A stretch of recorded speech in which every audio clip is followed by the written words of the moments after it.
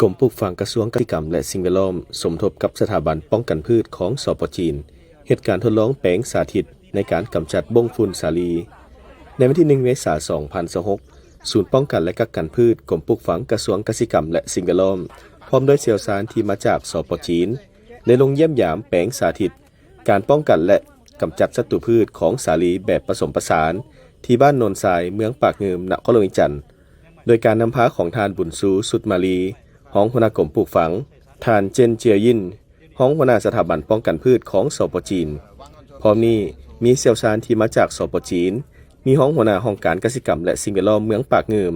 ห้องหัวหน้าศูนย์หัวหน้าแขนงห้องแขนงและชาวเกษตรกรเข้าร่วมอย่างพร้อมเพรียง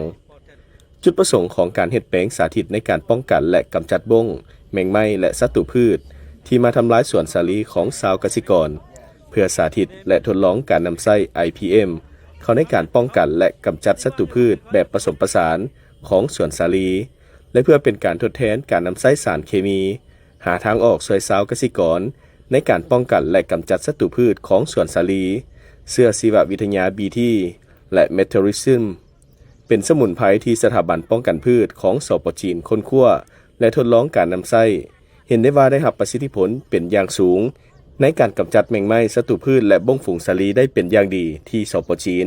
จึงอยากมาทดลองกับชาวเกษตรกรรมของสปป.ลาวเพราะเสื้อดังกล่าวบ่มีอันตรายใดต่อคนสัตว์และพืชผ่านการเหตุการณ์ทดลองเห็นได้ว่าส่วนที่เหตุการณ์ทดลองผ่านการนำไส้เสื้อชีววิทยา BT และเมทาริซึมเห็นได้ว่าสามารถควบคุมบ้งฝูงสาลีได้ถึง82ส่วนห้อย